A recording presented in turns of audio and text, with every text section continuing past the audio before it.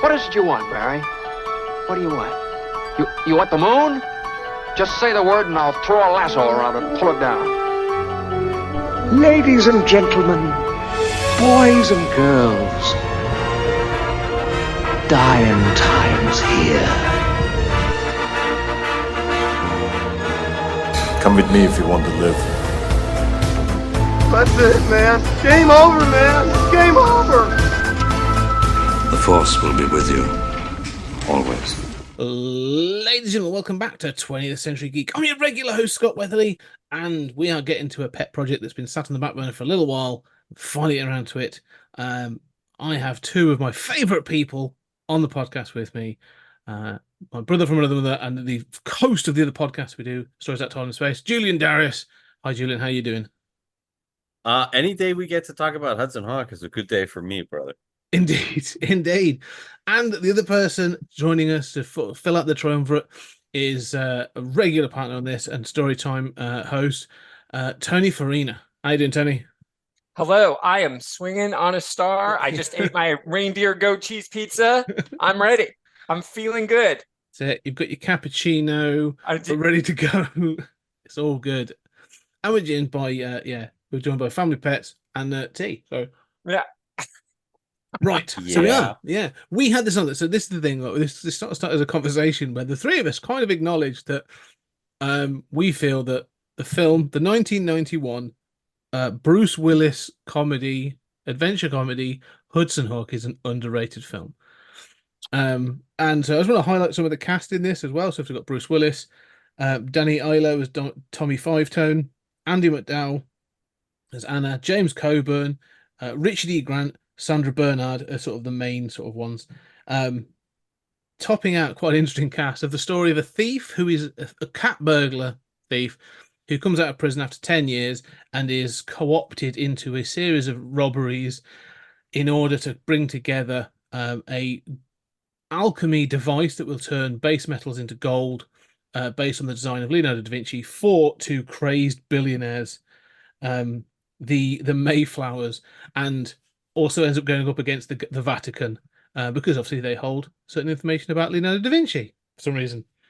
So yeah, it go. Really. I mean, the Vatican to me, is like a pimp. The Vatican is like yes. I love that. The Vatican is like a pimp. That's right. I listen. That just listen to you read the plot. I'm like, yeah, that sounds awesome. I can't wait to see that.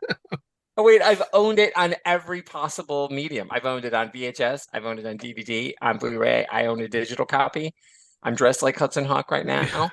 I had the poster on my wall when I was in college because it came out in '91, and it was my freshman year in college.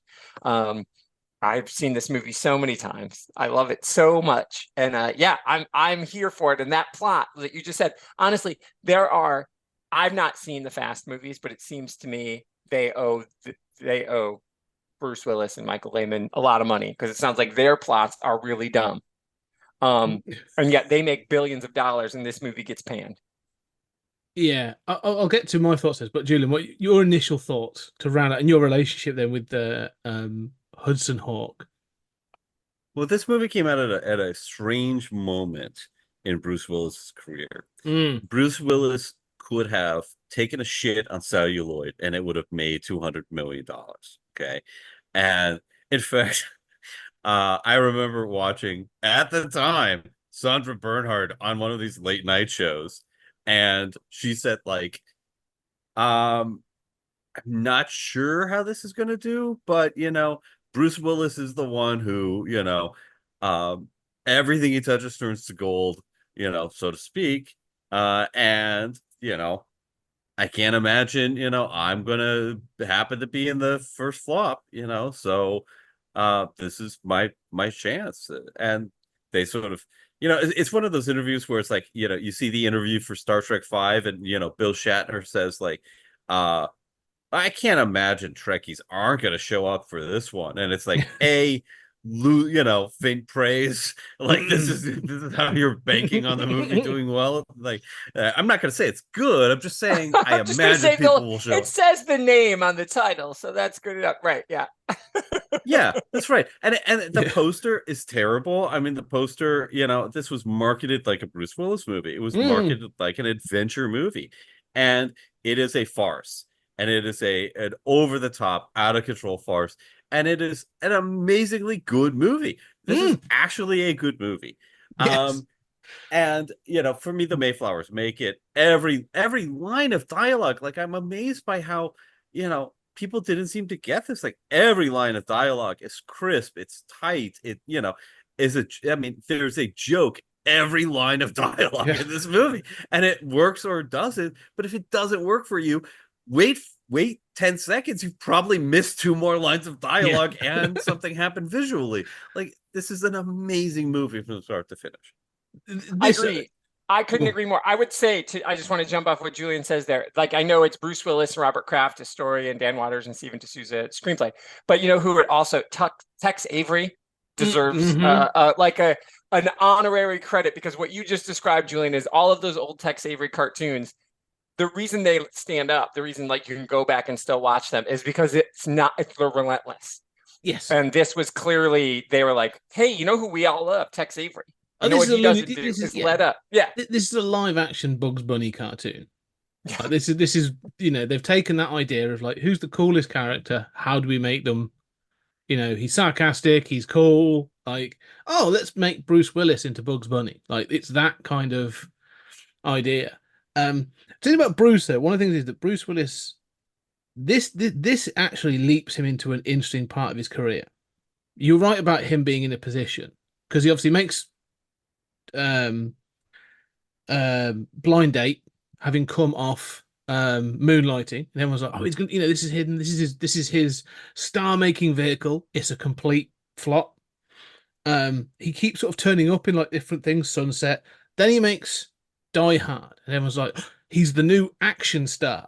He's a serious actor to take serious. Like, he's now an action star. That's 88, and then he obviously makes. But he keeps making these weird films for a little bit. Like you said, they make money. Look Who's Talking. I can't fault that. I kind of like Look Who's Talking. You get Die Hard 2. Look Who's Talking 2. Bonfire of the Vanities. So he's kind of doing all this weird stuff. And then 1991, I've not heard of 2 of the films he made in 1991. So you've got Hudson Hawk. You've got Last Boy Scout. 2 excellently made films. And then you've got Billy Bathgate and Mortal Thoughts. And Mortal Thoughts, I believe, is where he met Demi Moore. So Billy Bathgate isn't great. Mortal Thoughts is okay. I actually kind of love Blind Date. Yeah, but there's this constant like push and pull. You can see that him like action star, comedian, action star, comedian. Like, he really can't pick a thought. And what's interesting is, then he has like Pulp Fiction, when it came out in 1994. I remember people saying, this will straighten out his career. And it kind of did, but it's kind of interesting that, like you say, like he was making bank for many, many films. He was known as a bankable star, but like he did make some really odd choices. Like 93 and 94, he was like, I'm going to do some erotic thrillers. Just for no reason. Color of Night. Was that the one? Striking Distance is kind of the same sort of thing. He like, cool. And like, yeah, so he had some odd choices. And so when you watch Hudson Hawk and you see that he has a story credit in it, you sort of goes, that makes sense. Like, I'm completely understand. Like, he was at the height of his game and was just throwing shit out. Like, I'm going to do this. I'm going to do this. And so yeah, but I think this gets left in the shadow of The Last Boy Scout for 1991. I think, which is Shane Black and Tony Scott. Yeah. So. But I do think it's a shame, because I do think this really stands up. I think you're right. It's a great film. No, isn't it? Is Last Boy Scout? Yeah, that is. Yeah. That Shane is Black and Tony Scott. Yeah. You guys did that. You guys covered that. I've not covered it on here. No. I've been doing Beverly Hills Cop recently. But you did years ago. You did all the Shane Black stuff, and for some reason, I thought you covered The Last Boy Scout. When you did Long Kiss Goodnight. Long Kiss Goodnight, which is of course. Which glorious. Is my favorite Shane Black film. Yeah. Yeah. Okay. All right. Sorry. Well, obviously, you need to put that on the list of The Last Boy Scout. I saw that in the theater too. But bringing it back to this, one of the, like I say, it's fascinating that he has all this story, this weird story credit. But you say about, like I said, this is billed as a Bruce Willis movie. Like he is Hudson Hawk, but it actually is. Like I say, it's a really good ensemble film. Like all the top players in this are doing really good stuff. Like everyone's really good. I do think this is Richard E. Everyone talks about Whitnell and I.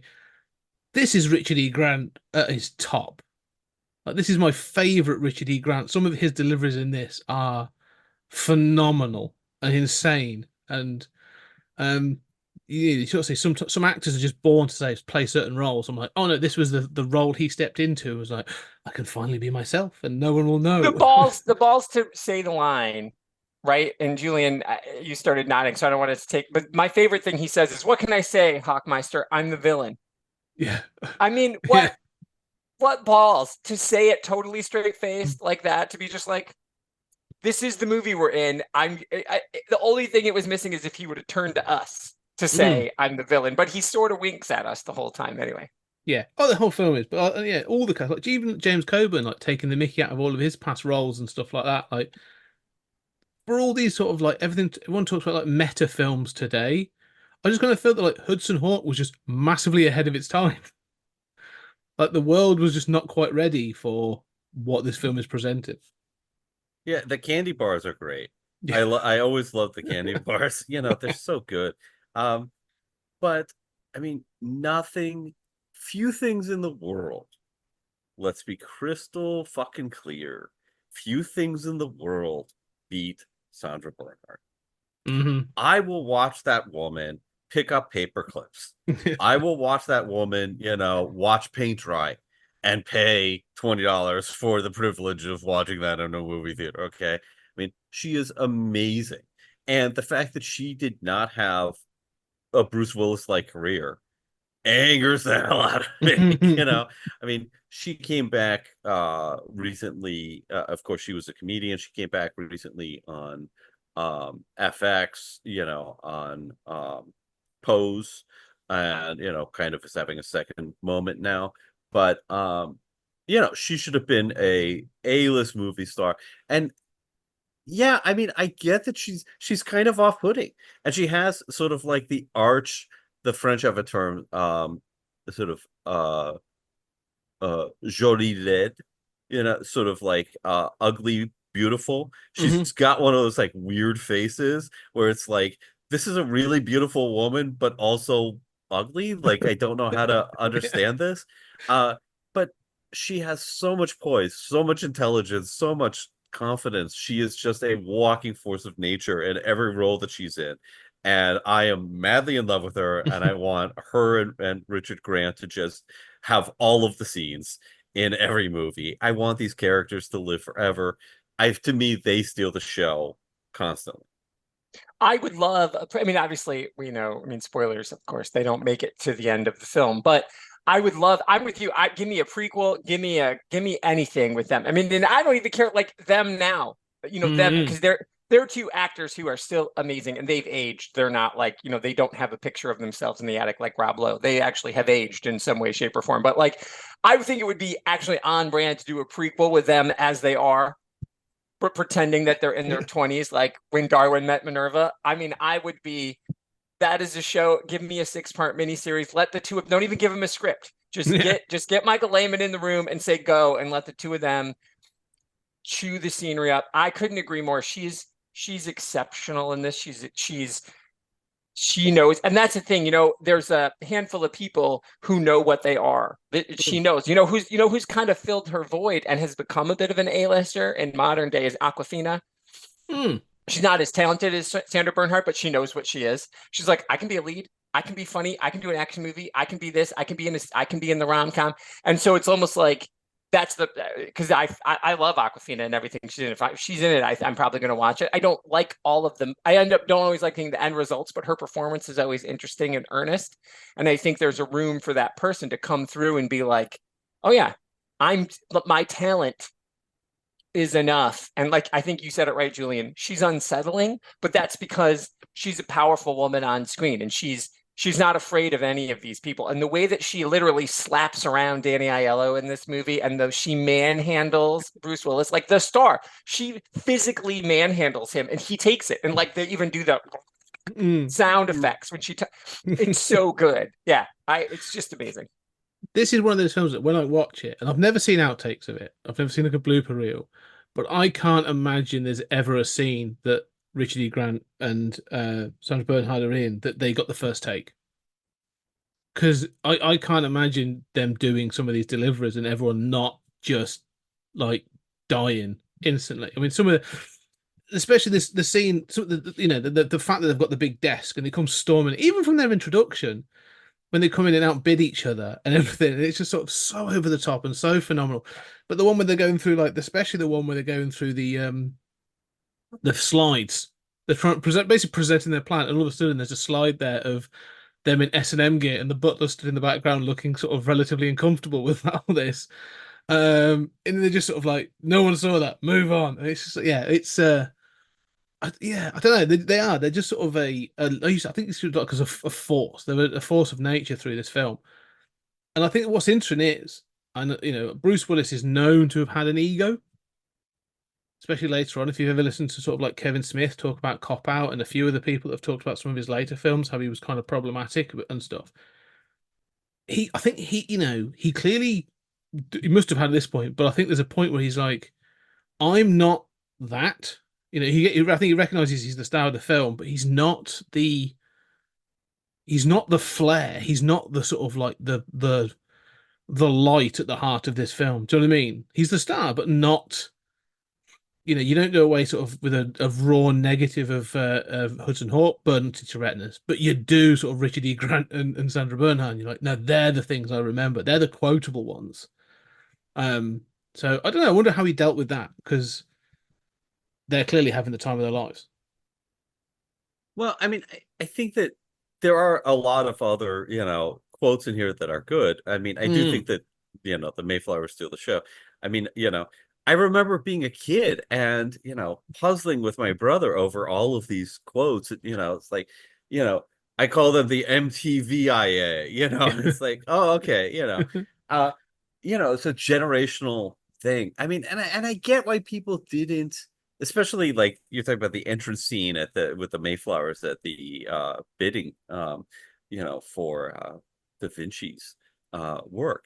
But I get why people couldn't place this. Mm-hmm. But you can see how with time it makes a lot more sense. Like, I mean, there are some moments where you're like, yeah, this is, a star vehicle gone crazy, right? Mm-hmm. Where this is, Bruce Willis just doing whatever the hell he wants, and it's a little uneven.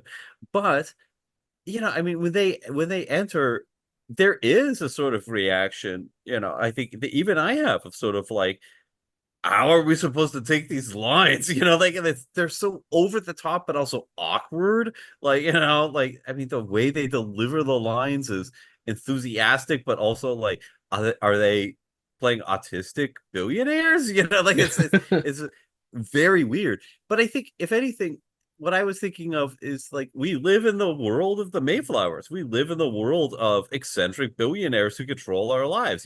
Elon Musk runs the American government. Mm-hmm. And, and I wish he were half as smart. I mean, boy, he is dumb as rocks. And, if I wish he were half as smart or half as interesting as either of the Mayflowers, let alone both of them.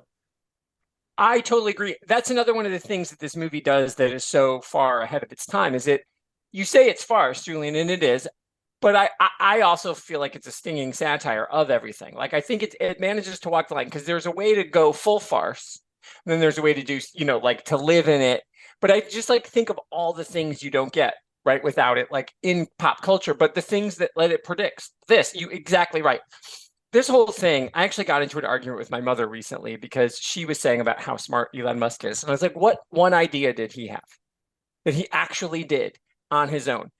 PayPal was Peter Thiel. Like, Peter Thiel is an evil genius. Like, Peter Thiel is the Mayflowers, right? Mm-hmm. He's like, I don't understand how you're a gay Republican who's also trying to buy New Zealand, who's also a genius, who's also evil. Like, I don't understand. He's libertarianism on steroids. But like, Elon Musk wishes he was Peter Thiel. He's not, but he just keeps saying things out loud. And like even my mother, who I don't think is a dumb person, buys it. And I'm like, he's an idiot. He doesn't know anything. Where the Mayflowers, like they're sort of secretive, right? Like they are the Peter Thiels. They are the Billy. So in 1991, these guys are like, oh yeah, no, this is the world. Like this is what happens when you have capitalism run amok, and uncontrolled, and the world gets smaller with technology. 4 people can tell everybody what to do. And so this is like the evil plan. I mean, and this is totally Elon Musk is trying to live this out with his like crypto dreams, right? Oh, yeah. The plot of this movie is if you remade this movie, it wouldn't be gold, it would be crypto, right? Yeah, no, 100%. If you remade this now, but go back to sort of like to emphasize the point. There's a great line where James Coburn's Kaplan challenges, appears to Hudson Hawk, and he says that no, I work for influential people. He says the American government. He says no, influential people. So it clearly sort of already is sort of saying like no, corporations and big business are they're the things that make the world work. So yeah, you're right. It's religion and money. Yeah, I mean this again, like Julian said right from the top. This is such a good movie. You could write a thesis, as we were talking off air, right, on either the government's influence in the world and the way that the world has shaped, and political events, and like putting despots in power, and the religious, or money. And this is the confluence of the two. And right, Kaplan says, and organized crime. Sorry, and organized crime, right? The Mario Brothers, of course. Chef's kiss. Frank Stallone. Salute you, kind sir, for being in this. Yeah, this movie is totally making fun of. I wonder if he and Sly had to have some words after him appearing in this movie, because this comes out around This comes around out the same time as Oscar. So wow, that movie deserved a flop. That movie wasn't good. So anyway, I couldn't agree more with what you're saying. I just think it's so smart. It just goes back to what Julian said, like from the beginning. I know it's not an interesting show for us to say it's a good movie, but it's layered. And again, because people weren't ready, it's just like another brilliant film that nobody understood, The Last Action Hero. Time has proven that these were heroic actions that Willis and Schwarzenegger did by being in those movies. You don't get Deadpool without that. You don't get a lot of movies without Hudson Hawk, and it's just too bad. I mean, and here we are still talking about it, so that makes me happy. No, I thought Ryan Reynolds came to mind a bit watching it recently, and again I was like, could Ryan Reynolds do this? I was like, no, he hasn't got the sardonic sort of like sarcastic humor of Willis. Isn't a thing to himself, and I think a lot of this sort of balances on his cool. And he is definitely cool in this, and how that is sort of poked fun at times, and no one is safe from being poked fun at. But like you say, there's a coolness to this, that is sort of just riding through the film, like as you said, Bruce Willis is sort of like that. Not to say that the heart of the film. He's the main character. But like every time they do things, like sort of like him coming out of prison, sort of like he has the sort of the get up, he's got the the trilby, the sort of the vest, he's got the way he dresses, drinking the cappuccino, the way he deals with people, and then when you get to the iconic really cat burglar with him and Danny, what's it, Two Tones, Tommy Five Tones, and then swinging on a star, and you're just sort of like, it's brilliant, like it's and it's sort of like it's one of those films, like you say, it's kind of, I can imagine, like, it's not just ahead of its time, but the way that I can imagine a marketing company being handed this, the distributor, whoever's produced this, and gone, we've got this Bruce Willis vehicle, it's got all these other people in, we've got to promote it, go do the marketing, and someone's sitting down and watching a cut of this and being like, I don't know how we sell this film to anybody, because they're going, oh, Bruce Willis, oh cool, what's it about? It's about a cat burglar that gets involved in having to steal things from the Vatican. Oh cool, so it's an adventure film. Yes. But it has this elements of comedy. Oh, okay, there's a scene of him falling out the back of an ambulance down a freeway, and trying to pick up some girls on the way. Okay, like, how do you deal with that? So it's comedy. Yes, it is a comedy, but it's got this in. It's sort of like if you've ever watched the trailer for this film, it's quite clear they didn't have a clue how Well, look to at the sell this poster. film. Yeah, And well, they it's were like, just like catch Bruce. the adventure, like this is not an Indiana Jones movie. Like Oh, there it is. Okay, thank you. You said it. There's my opening. That is my theory. This is making fun of the Indiana Jones movies. This is, and that was when I was talking to Spider Dan on my defense of this back on whenever my first time on Spider Dan on the Secret Defenders. I said it is a farce, Julian. I'm totally with you. But the satirical thing that it's punching the most at is the Indiana Jones movies. Like in '91, that all three of the original trilogy were out. The thing with the hat, even at the end, the thing that saves him from Kaplan at the end is his hat falls off, and he says, "Oh, my hat." And every time it's like sprinkler system set up in the back, and you fucking believe it. Everything is like ridiculous and over the top. Okay. In the novelization, there's a moment, There right, is. where he says it feels too much like it's an Indiana Jones movie. Hudson Hawk says that out loud in the book. So when I read that reading the novelization, which by the way, audience, Scott and I did, and Julian said, no, he made the better choice than He did. He did indeed.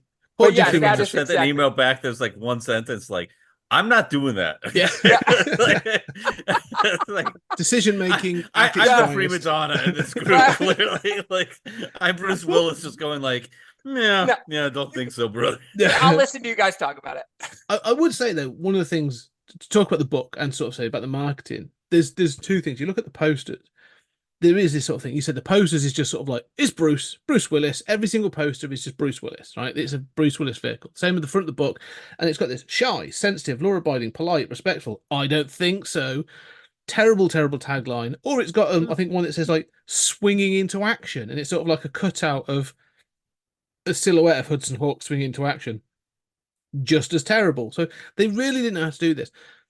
Just to sort of hit, and I will go slightly with your Indiana Jones satire, because in the book as well, he did have a pet monkey, Little Eddie. Right, the pet monkey. They cut that from the movie completely. Yeah, yeah, because you find out that Kaplan killed the monkey. Little Eddie? Right, Little Eddie. And he has a photo. That's his actual name. Yeah, Eddie Hudson or Eddie. Yeah, so Eddie Hawkins. That's it, Eddie Hawkins. And he's got this picture of this monkey that keeps cropping up. And then at the end of it, you find out Kaplan killed the monkey. And I'm kind of glad they cut that, because it's irrelevant and stupid and stuff. It's a bit weird. But I thought about what you said, because I recognize the Indiana Jones line. However, I will go one further, because I think this is taking the mickey out of all kind of one and done adventure characters. So you've got Indiana Jones, everything's wrapped up at the end. James Bond, I mean, this is clearly taking the makeup like James Bond. But there's all these kind of like thief characters. Lupin, the thief, that's a pulp character, sort of a French comic and sort of character. These kind of sort of anti-hero, kind of cool anti-hero characters of sort of the 60s and 70s. Like, this feels like a film of like, it definitely has a European feel. Like, there's there's a sort of Italian superhero one that's pretty similar to this kind of thing as well, where they're all sort of thieves, but they always get the women because they're the cool ones. So I've really felt like this is actually tapping into that as well. This idea of sort of like, those European kind of sexy like thieves and sort of villains, but they're the good ones. Like they have a code of honor or something like that. And so, like, yeah, no, I see what you mean. But it's a satire of that. Like, they can be cool and suave and sexy, but the American one's kind of bumbling and, silly with it. But it works, because I think you've just still got Hudson Hawk cool. Bruce Willis still brings the cool that makes him work as that character, but everything else around it is kind of crazy. I never thought about that. But like, you're talking Cary Grant. There's like 50 Cary Grant movies that this is, right? Charade, To Catch a Thief, everything that Cary Grant did with Hitchcock, essentially, what you're saying, right? I didn't think about that at all. That is totally true, because those you think of those as a series, like the Cary Grant Hitchcock stuff, but they're not. They're not. Those are all individual standalone movies. And they're all Cary Grant and a woman who's far too young with him and is also angelic in every film. And Andy McDowell isn't that much younger than Bruce Willis, so they don't do that here. But yes, you're totally spot on. I didn't think about that at all. I love that. What do you think, Julian? That blew my mind a little. No, I do. I really love the Cary Grant point. That's definitely here. Mm. Yeah, Mike, I'm just saying the thing. One thing is Danger Diabolique is the Italian sort of super thief and everything, and thing that this I feel this was sort of tapping into. But you're right. There is that sort of there's a suave, but the patter as well feels very much of those kinds of the patter of the dialogue is very much those sort of like 30s and 40s kind Well, of. there's a Rat Pack thing happening too, and the Rat Pack Yes. is just two. Unfortunately, it's just the two of them because again, budget. And again, I'm sure they didn't have the monkey because number one, it's dumb, but also it would have been way too expensive. Yeah. Like having a live animal on set, there's no way that they could have pulled off some of the stuff they did. But there's definitely that because the way that and they sing a Bing Crosby song and they're like all this stuff that they're doing. So there's a lot of this Rat Packy stuff and the way that they dress and the way that they talk, and he's Tommy Five Tone and so there's like that cool that gangster cool from some of those Rat Pack movies, very Ocean's 11, yeah, that's a great point. So the banter is there, but it relies on just really the two of them, and then when Coburn comes in, he really steps in really well. Like he could have easily been a third member of their little Rat Pack because he is killing it. You forget, because Coburn, like you said, he's making fun of himself, but he clearly has a lot of chops as an actor. Like he's really good in this, and because it's hard to step in and be like, my whole career has led to me making fun of myself in this movie. So bananas. Well, I think you get to there are actors that sort of do these kinds of things. I think James Coburn's one of those because he did like all the war films and cowboy films, and he did several spy films and all this other stuff. He's kind of like old enough now where he's like, I've done all that kind of thing. I'm kind of comfortable, so why not have some fun and poke fun at the tropes that I've built up over like decades of cinema. So I think he's sort of like it must be like a release or sort of like a catharsis for him to be sort of like, cool, I get to poke fun at. Our Man Flint was the one I was thinking about, where he's like a James Bond sort of rip off and all this other thing. Where I was like, oh, this feels cool. Like he's kind of just taking the mick, and that's fun. So I like that. Yeah. Yeah, those Flint movies. That was obviously, there was a series of the Flint movies too. Yeah. And no, I think that's such a good point. I mean, he's done a lot of shit too. I mean, that's the thing. He was definitely one of those guys who worked. Like I just pulled up his IMDb. Like in 1973, he's got like 4 movies, and you're like, wow. He never. And it's kind of like, and unfortunately, we didn't know this at the end, as we all, I know, gave Bruce Willis a good poke in the ribs towards the end of his career there, not knowing that what he was going through, because he was definitely just like making angry faces through a ton of shitty movies, and I've seen them all, and everyone I'm like, I'm hoping this will be the movie he shows up and he's like, he is Bruce Willis. The only one in the last 10 years where he showed up, it seemed like he cared, was Motherless Brooklyn, but he's only in that for like 5 minutes, and he's really great in it. But of course we didn't know what was happening, so obviously Ed Norton knew, so he managed to get him in his moments of just enough, get these lines in, because that was the last movie I saw him in where he actually seemed to want to be in it. So he's in a lot of shit movies, but it is definitely like James Coburn is like, what's the paycheck? You're gonna pay me $1 million and I just gotta stand around and make a face? All right, I'll do it. So yeah. Well, I think there's a lot of characters like that where no one in there. James Coburn, although he's probably saying yes, I'm in it for the check, but I still think he's giving it something. Like he's bringing something. I think he's doing something well with it. But I think even some of the lesser characters, B tier characters, are sort of like you say, like the candy bars. They are fun. I saw creepy Don and Harvey. weird. I saw Don Harvey as Macbeth live. Don Harvey he went to U of M, so he was in Jackson, Michigan. They have the Michigan Shakespeare Festival, and Macbeth. I didn't know it was going to be him. I roll up. I'm excited because Macbeth is my favorite tragedy because I'm basic, and I roll up, and there's Don Harvey, and of course I'd already seen this movie, and I was like out of my mind. Like I mean, it's also Macbeth, so it's amazing to see live, and he's so physical as an actor. But it's like you were fucking Snickers. And now there you are. He was great, by the way. But again, you can see, because he was a stage actor, like he went to school on a, on a theater. You see it in here, like his presence, the way he moves, the way he doesn't step on a line. It looks like he's listening, because Snickers is really the only. I mean, Almond Joy does the most maybe talking, but it almost seems like Snickers is the leader of the candy bars, and so he's got to keep this wacky bunch together. But you mentioned, Julian, that candy bars are great, and Lorraine Toussaint, who plays Almond Joy, Yeah. to say the line she says, she's great, right? Yeah, Oh, yeah, for yeah. sure. Yeah. Oh, and I love her line of, try being named chlamydia for a year, Yeah. of like this mocking this sort of themed supervillain, idea. But I want to interject this idea that you were talking about the songs and everything else, and look, I love this movie, and I totally relate to being like, oh my god, you're Snickers, and like the actor going like, who is this lunatic?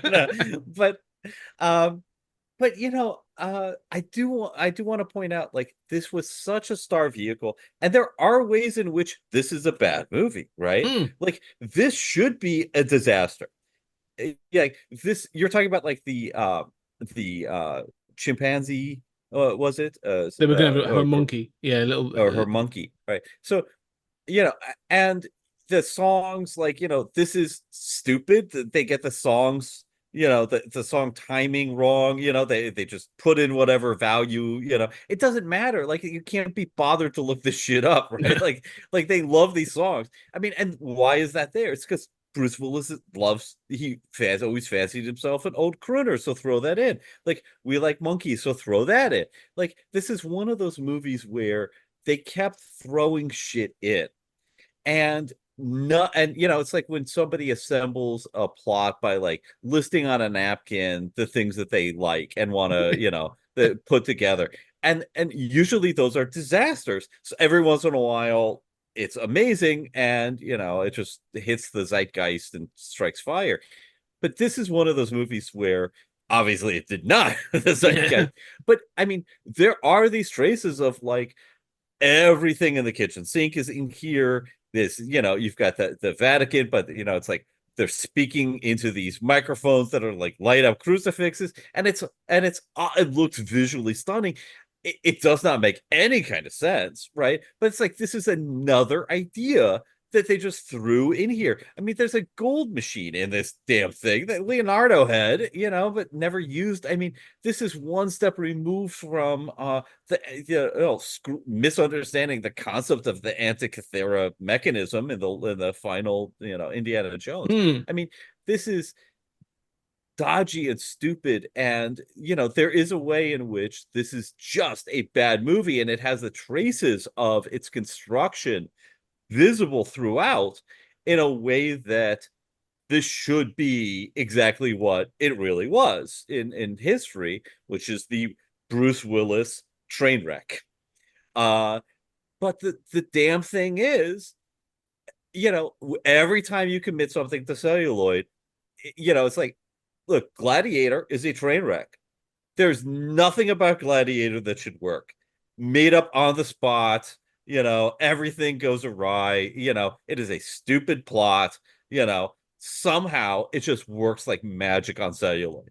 And this is one of those movies where it's like, I don't know for the life of me. I think it's just that Tex Avery pace, and one performance after performance after performance, and the lines of dialogue being so snappy and just worked up to, just be so weirdly themselves. I mean, it doesn't even, there are references that, like, it doesn't even give you, you don't even notice until the third time through, and you're like, that needed to be in the first act. It's only like in the third act that I get that reference. So, like, there's 3 jokes I wouldn't get until the third time through. Like, how did you not notice that? I mean, that's bad, right? It's just objectively bad, but it's so snappy, and it doesn't really matter because it's just so over the top fun.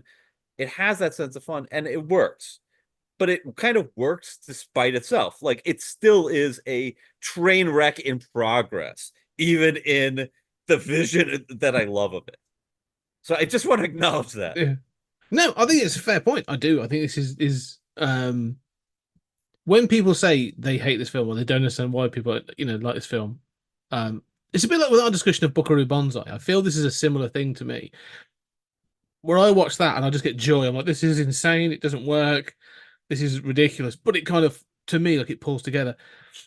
But this is one of those things, as you say, like scene to scene, there are scenes, there are bits that don't work. And what's interesting is you can see where people work. I think, the candy bars work. I think the fact that like you can see the frustration with them. Almond Joy having to tolerate these idiots that, like you say, you're saying Snickers is in charge, but she's clearly the brains. Like she's clearly sort of the one that's sort of holding it all, like holding it all together.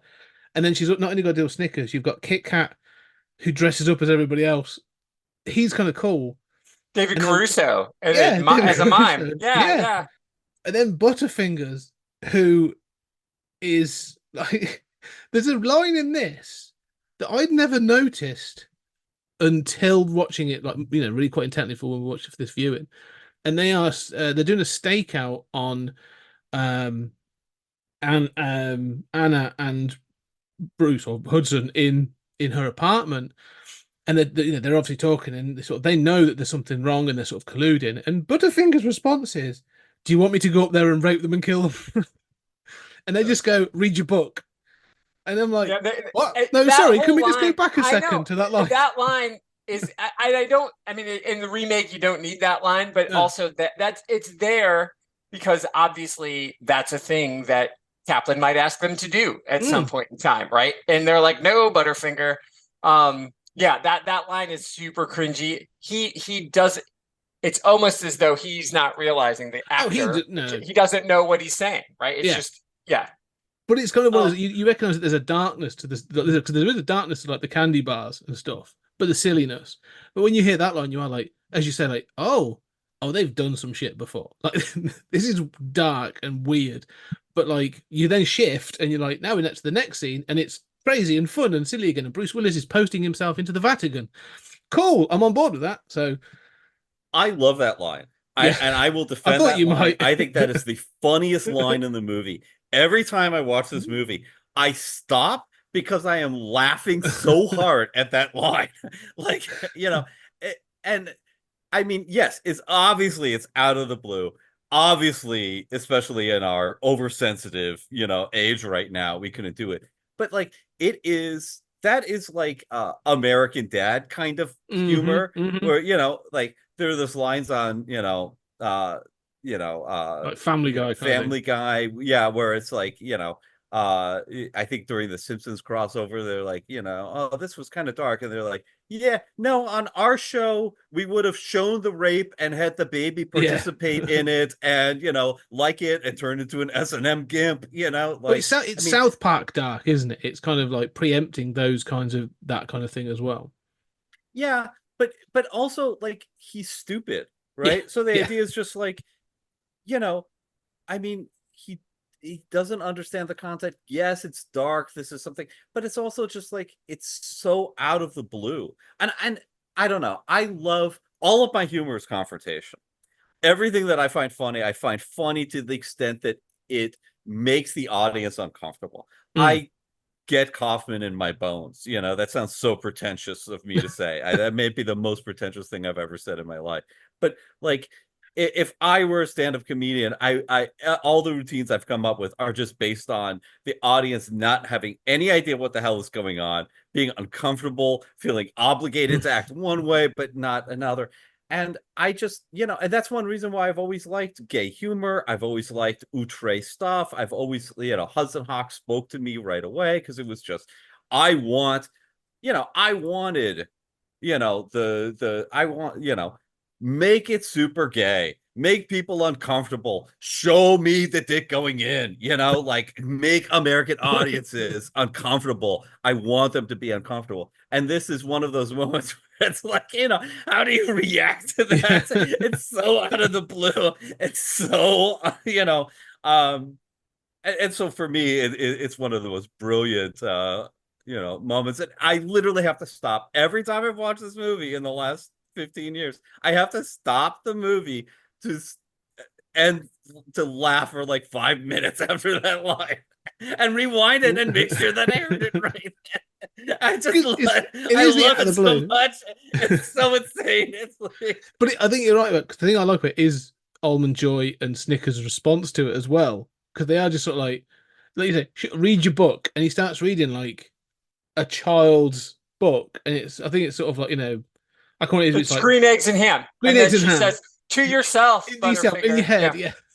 Yeah. So you're Well, right, the like, thing it is is. about Almond Joy too, and again, so far ahead of its time, is that you mentioned she's the brain, she's tolerating these people, and it's intentional. She's a black Yes. woman. She's called Almond Joy. Yikes. Yeah. And she's, all these other stupid men she's probably reports, but on the chain of command, Butterfinger probably ranks higher than her. And she's literally driving the car in that scene. Like, she's in the driver's seat of that scene. I don't think there's anything in this movie that's unintentional. Even the weird crash cuts to, like, we're just not going to see them fall through the thing. We're not going to bother explain how that awning saves them. We're not going to bother explaining how he falls off a roof and then lands on a truck and then he's at dinner with Anna. None of that has to matter. Yeah. And so I think there's nothing is unintentional. It just didn't work. And you talked about uncomfortable. This is the team that gave us Heathers, right? My favorite movie of all time is unfilmable also today for different reasons. I love that movie. This is the same team, and that, again, that the logic of that movie doesn't work, but it does to me. I've seen that movie 100 times. Like, it's my comfort. It is my comfort animal is the movie Heathers. I could act it out probably. And I think it's interesting though, Veronica Sawyer and Hudson Hawk have this exact same outfit, light blue t-shirt and a black vest at one point in time. So obviously that was a look they were going for. But in the same way, it is that idea of creating something that only makes sense to you, and we dare you to like it or not like it. And if you don't, we're okay. I mean, the difference is Heathers cost $20 and this costs $65 million. And so, like that's a huge, but obviously Waters then goes to write Batman Returns. So he's okay. He's doing okay. But I do think and that movie's really uncomfortable, right? I mean, that of all the Batman movies, that is the one that cranks up. Like, it caused Batman Returns caused McDonald's to have to sue Warner Brothers. So because of how creepy the penguin is. Yeah, well, they're basically like, we can't turn this into Happy Meals. You took our money. Where's our fun, frolicking Batman that you promised us? Why are we having like babies being cast out into rivers and child abduction? Yeah, there's a child abduction, creepy. But don't forget the other villain is dressed in S&M gear for kids, But this came at this wonderful point in American culture where American culture was kind of pivoting. So this is like, if this had come out a few years later, it would have been much more successful. Even though it probably wouldn't have been the runaway hit of the year. I mean, this is 91. So this is like before Clinton comes in. This is the era of hair bands. This is the era of like just the dumbest action movies taking themselves seriously. This is before the deconstruction, has to happen in some way to, get it made. So this is just, everything is straight on the level. Everything is, Reaganomics, running on fumes kind of stuff.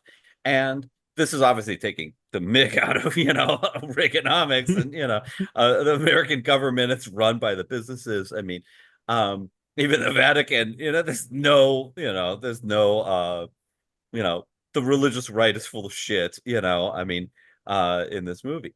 But, if this had been even a few years later, it would have had more room for all of that. I mean, so to me, like the Catwoman thing, like there was this moment, like after Basic Instinct, especially, that's what, 92?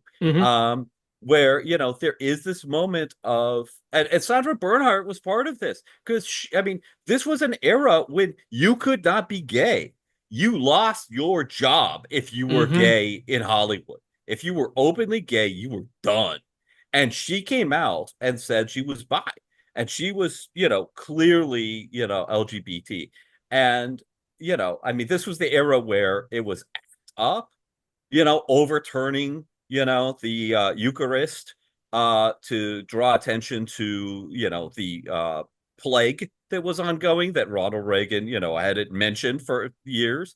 And it was that or just nothing. Or, I mean, this is a few years after, people said, we're not really sure. I mean, it's like we have vaccine conspiracies today. Don't forget there were AIDS conspiracies. And people said, we're not really sure what causes it. Maybe lock up all the gays in concentration camps just to be sure.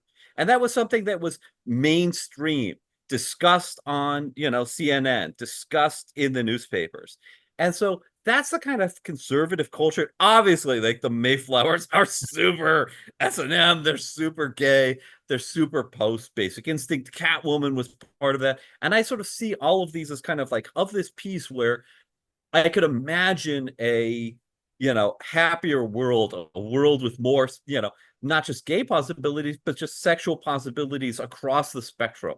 A world where, the Mayflowers and Hudson Hawk and, not do you want me to rape him? I just think he's a dumb enforcer thug guy. Yeah. But but this panoply of sexual possibilities of presentations. So to me, actually, the Catwoman example of Michelle Pfeiffer in a skin tight rubber suit with a whip, yes, I want that inscribed at the heart of American culture, and the Mayflowers fit in with that, but we're almost a few years too early.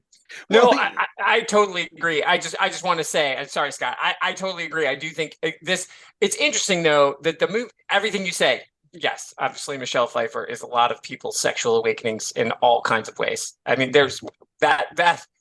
I mean, everything about what she does as Catwoman was confusing for everybody, in all the ways. Men, women, children, everybody was like, how do I feel? How do I feel right now? You have no idea what this did to like Batman Returns did some odd things to a 10-year-old Scott Weatherly. Like 100%, right? Yeah. But again, everything that you're saying is true because I'm with you. I always read that Alfred the butler, of course, he's fucking Alfred the butler.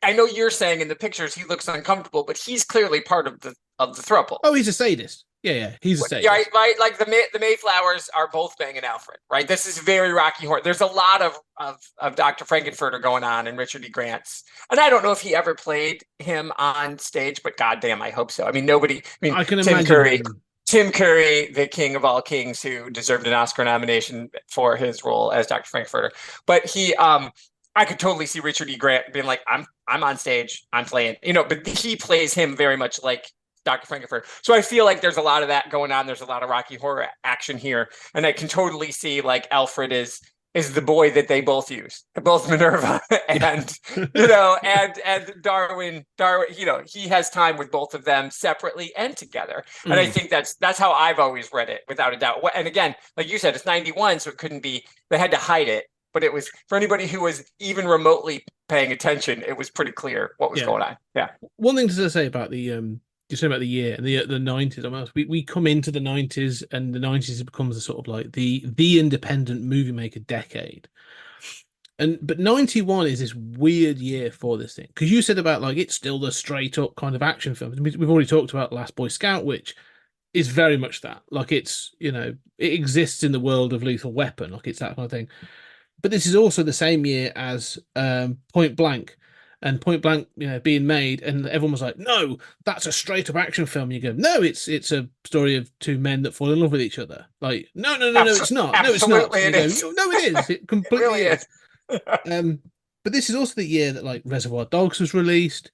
This is the same year as on a lot of said Point Break.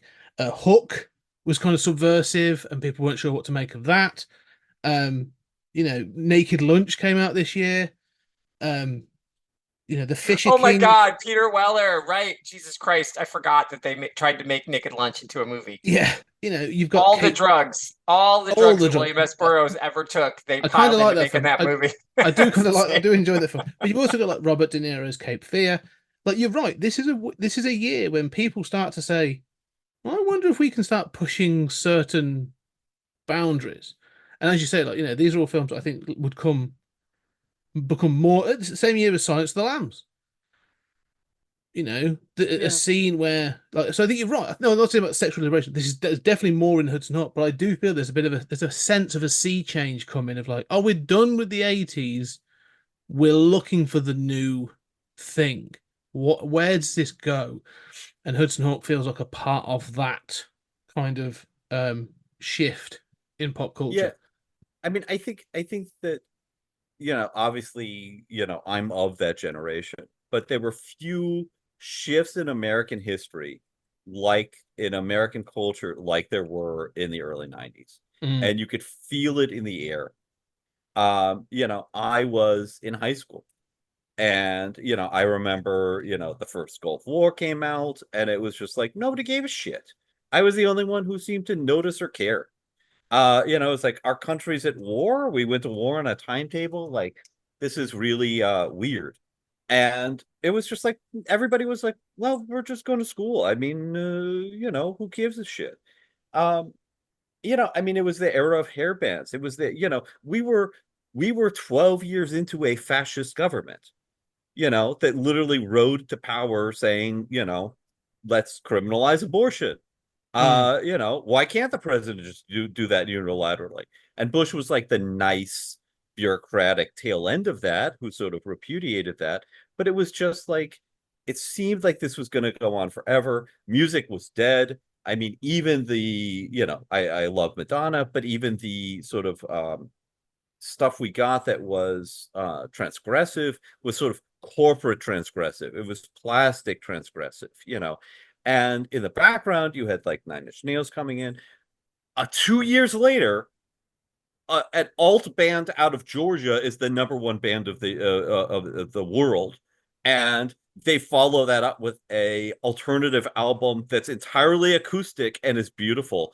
And Nirvana comes in, Nine Inch Nails has skyrocketed, and it's like all of those top 10 charts went from hair bands and the dumb ballads to like grunge and crazy serious artsy stuff overnight. And it was Clinton. It was like we went from just 12 years of shut up and salute, doddering nonsense, to like, don't forget, Clinton ran into office on gay marriage, on socialized medicine. We had a guy who ran on that coming into office, and it was like, oh, the hippies from the 60s have taken over. There's been a sea change. And so there was just this line where nothing in the culture was for me or anyone I knew. And we were on the outs. We were just, street punks who had nothing imaginable outside of, weird little British comics in the back of our comic store, and we knew there was nothing for us in this culture. And then 2 years later, we ran the culture. And I've never experienced a sea change like that in my life. So I sorry to, but Hudson Hawk would have fit perfectly on the other end of that sea change, but it came on the cusp of it. Yeah, but it's weird how it was never. It's one of those films because of that. Like a lot of these films get revisited, don't they, and reevaluated and stuff. And especially with home media, like it came out in 91, probably hit home media 92, but by that point, see, people had moved on, and we'd had, like you say, like Batman Returns in 92, and there were a bunch of other things that had come out, and I think it got lost in the shuffle. But it definitely feels of the time now. It feels relevant. Not relevant per se, but like it feels like, say, if this was released now with the right cast, like I can imagine this doing like, if not massive, at least pretty well, where people would be like, "Oh, this is great. This is what I was looking for. This is the kind of thing I've been waiting for." I agree, and I think it's funny because this all ties back together to the way you launched it, though, Scott, talking about like all of his weird filmography versus what he was doing. What Julian is saying, like he was pushing, he was transgressive, he was trying to do something different. He probably, like us, saw Rocky Horror Picture Show and was like, I didn't know you were allowed to do that. I didn't know that was okay. Oh my God, can I do that? Because like one of my favorite, because again, and I know it's totally like a comic, it's a family film and it's a Rob Reiner film, but he made a movie in 1994 called North that I 100% love. Elijah Wood, he plays the fucking Easter Bunny. Yeah. It is so good. I was working at the movie theater when it came out, and like you would watch the movies on the Wednesday before the Friday, to make sure they ran because it was still filmed, and no one wanted to watch that. I'm like, I'm all about that. I love that movie so much. And again, it was another one of those things that Bruce Willis was like, I'm coming off Color of Night, where full frontal nudity, right? Release Bruce Willis's dong. Pulp Fiction, yikes. His follow-up to that is North. And again, that's all about that. He's like, I don't want to just be this thing. I want to be all the things. And I feel like his career, Hudson Hawk, is his. It's whether it was he was self-sabotaging, whatever, however you want to look at it. One thing I should say. I need to interject and just say we just got the secret origin of Tony Farina. It's like Quentin Tarantino at the video rental place. It's like, there's Tony, and he's working at the movie theater, and he's just like, sure, I'll watch North, Yeah. And he's like, That's I'll the one. investigate all this stuff. That's totally true. That's fact. Okay, yes. So one of the things is, you are right. There's a point you made here about what Bruce Willis was trying to do, because he made his biggest success film was still Die Hard, and he'd obviously made the sequels, and he made Die Hard 2, and then he made he was being billed as another action hero. So when they were coming up to, I mean, it comes a bit later, but when they started to do Planet Hollywood, and he was interviewed for that, and they kept putting the headlines of like action stars open this thing, and he was pissed because he's like, I'm not an action star. I've done all these other things. So you're right. What he was trying to do repeatedly was not so much reinvent himself, but was to just show, I can do all this other stuff. I can work with all these people. I can do these other things. I'm an actor. I'm not John McClane. Like, I'm not that thing. Again, 95 is a really good example of his career. I know we're sort of talking about things, but he does like Die Hard with a Vengeance, which I love. Great film. He makes a cameo in Four Rooms, which is, I think he does it as a bit of a sort of a favor for Tarantino. And then he does 12 Monkeys with Gilliam. So you kind of like, that movie. Oh, it's a great film. But again, like, it's not, people want to badge that as like, oh, it's an action sci-fi film. No, it's not. It's a bit of a head fuck. It's a different kind of film. And then he remakes Yojimu. Yeah, and then he works in and goes like, with Last Man Standing. It's like, take this. Again, like, no, this what I'm saying. The guy's career is actually kind of interesting, because that's he just like, I'm going to do Last Man Standing, and I'm going to be in the Beavis and Butthead movie. Yes, well, his wife definitely was the producer of the Beavis and Butthead film, so but that was also a favor. But yeah, in the same year, I know. No, I think you're totally right. I think you're right. He wanted to be an actor. And he, as opposed to like, I'm an actor. And it's funny now. And again, Julie, you called it. He's so far ahead. Like, he's the transgressive guy. Like, now, remember, Liam Neeson was a big serious movie star, right? And now he's just action guy. He will never stop making action movies. It's to the point where like fucking The Kingsman is made. And right. And like Colin Firth is now an action star, because every old man gets to be an action star, and old women get to be action stars. And I'm all for it. And I fucking love Gunpowder Milkshake, and I hope they make another one. But what I'm saying is like, he's the guy who's like, oh, real serious actors can also be in action movies. And again, at the time, you were either an action star or you were an actor. You couldn't be both. And he's the one who tried the hardest. He paved the way for everybody to get to be both.